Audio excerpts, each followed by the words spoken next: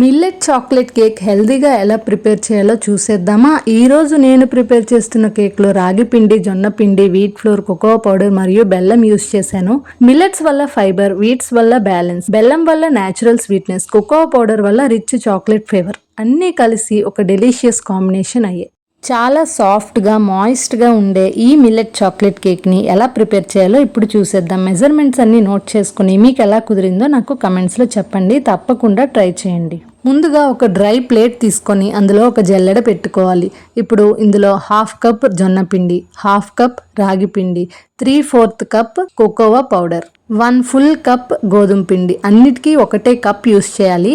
1/2 cup milk powder, అలానే 2 table స్పూన్ల cornflour use చేయడం వల్ల మనకి కేక్ అనేది గుల్లగా వస్తుంది. ఇప్పుడు ఇందులో 1.5 teaspoon fresh baking powder, 1/2 to 3/4 teaspoon baking soda, ఒక 2 చిటికెల ఉప్పు అంతా ఒకసారి కలుపుకొని జల్లెడ పట్టుకోవాలి.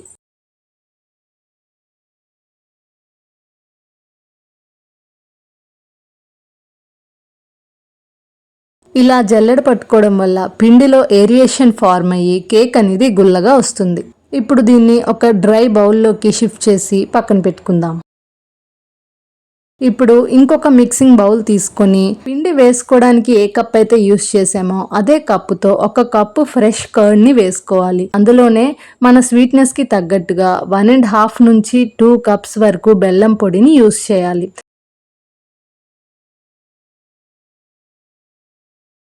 ఇప్పుడు బెల్లం మొత్తం కరిగేదాకా ఒక 5 మినిట్స్ పాటు మిక్స్ చేసుకోవాలి.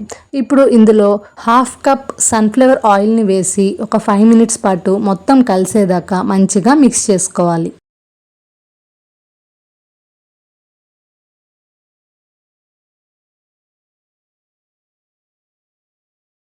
అడుగు మందంగా ఉండే ఒక పాత్ర తీసుకొని అందులో కొంచెం సాల్ట్ వేసి లో ఫ్లేమ్లో మూత పెట్టి 10 మినిట్స్ పాటు అలా వదిలేయాలి. ఒక table spoon sunflower seeds, table spoon pumpkin seeds, కొంచెం కట్ చేసుకున్న బాదాం పలుకులు, కొంచెం జీడిపప్పు పలుకులు, అలానే డ్రై కిస్మిస్, వాల్నట్స్, మీకు నచ్చినన్ని డ్రై ఫ్రూట్స్ వేసుకొని అందులో కొంచెం పిండి మిక్స్ చేసి పక్కన పెట్టుకోవాలి. ఇలా పిండి మిక్స్ చేయడం వల్ల డ్రై ఫ్రూట్స్ అనేవి కేక్ బేక్ అయిన తర్వాత అడుగున వెళ్ళిపోకుండా పైనే అలా ఉండిపోతాయి. ఇప్పుడు బేకింగ్ ట్రే తీసుకొని కొంచెం ఆయిల్ని అప్లై చేసి దాని మీద బేకింగ్ పేపర్ పెట్టి దానికి కూడా ఆయిల్ని అప్లై చేసి రెడీగా పెట్టుకోవాలి.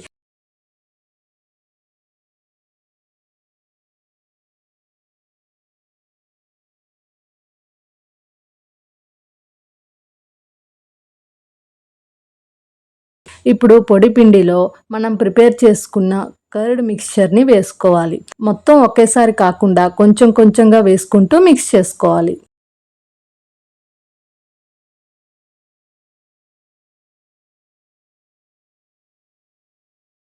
అంతా ఒకే డైరెక్షన్లో స్లోగా మిక్స్ చేసుకుంటూ చుట్టూ ఉన్న పిండిని లాక్కుంటూ మిక్స్ చేసుకోవాలి.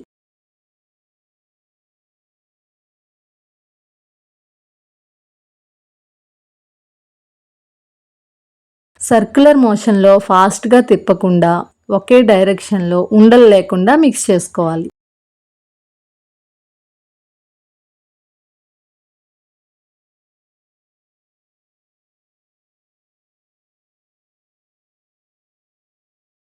వాటర్ కానీ మిల్క్ కానీ కొంచెం కొంచెంగా వేసుకుంటూ రిబ్బన్ కన్సిస్టెన్సీ వచ్చేదాకా మిక్స్ చేసుకోవాలి.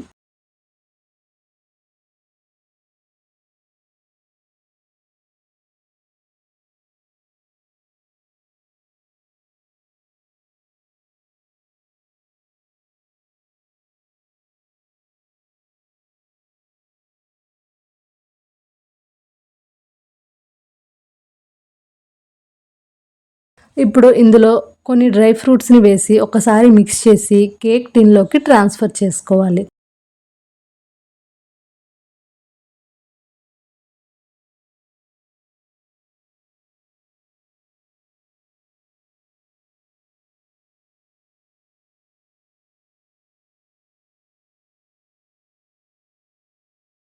బ్యాటర్ని కేక్ టిన్ మొత్తం ఈవెన్గా స్ప్రెడ్ చేసుకుని ఒక 2 టైమ్స్ ట్యాప్ చేసి డ్రై ఫ్రూట్స్ని పైన జల్లుకోవాలి.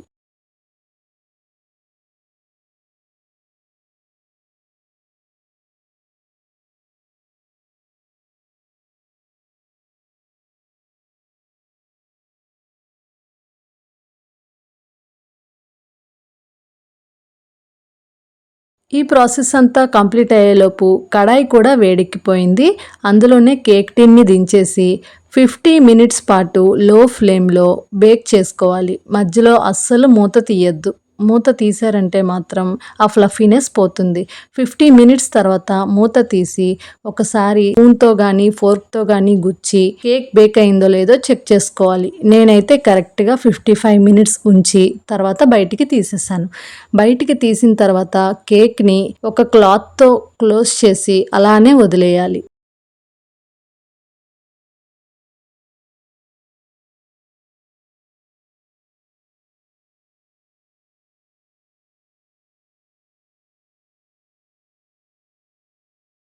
ఒక 20 మినిట్స్ తర్వాత కేక్ టిన్లోంచి బటర్ పేపర్ని బయటికి తీసేయాలి. మళ్ళీ ఇంకొక 20 మినిట్స్ రెస్ట్ ఇచ్చిన తర్వాత కేక్ నుంచి బటర్ పేపర్ని సపరేట్ చేసుకొని